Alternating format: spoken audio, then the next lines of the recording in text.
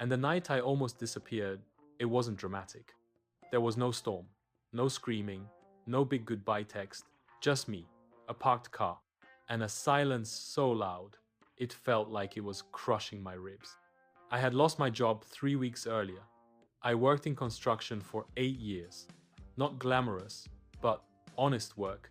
The kind of work where your hands ache, but your pride feels full.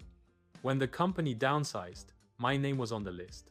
Nothing personal, they said, but it felt personal. Everything after that unraveled fast. Bills stacked up, calls from unknown numbers. I stopped answering friends.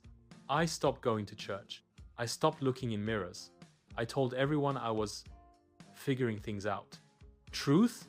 I was drowning quietly. The worst part wasn't being broke. It was shame. Shame is heavy. It sits on your chest. It whispers, "You're not enough. You failed. You're a burden." I started believing it. My girlfriend, Hannah, tried to help at first. She said we'd get through it. But I could see the worry in her eyes, the disappointment she tried to hide. One night she said softly, "Caleb, I just don't know how long we can live like this." She wasn't cruel, she was tired, and I couldn't blame her. A week later, she packed a suitcase and said she needed space. Space, that word echoed in my head like a closing door. That's how I ended up in that parking lot. It was behind a grocery store that had already closed. One flickering light above the entrance. Empty carts rolling slightly when the wind pushed them. I had nowhere to go. My apartment lease was ending. My savings were gone. I sat in the driver's seat, staring at the steering wheel like it had answers. I remember thinking, maybe if I just leave, drive somewhere far, start over, or just disappear. I wasn't thinking clearly. I wasn't thinking about tomorrow. I just wanted the pain to stop. And when you're that low, disappearing feels easier than fighting. I leaned my head back and closed my eyes, and that's when I heard it.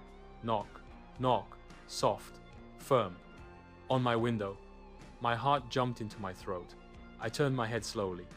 An older man stood outside. Late 60s maybe. Grey beard, worn jacket, kind eyes. I rolled the window down halfway. "Evening," he said gently. I didn't answer. "You all right in there?" I forced a shrug. "Yeah, just resting." He studied me, not in a suspicious way, in a way that felt like he was really looking. "I've seen that look before," he said. "What look?" "The one that says you're carrying more than you can hold." I almost rolled the window back up. Instead,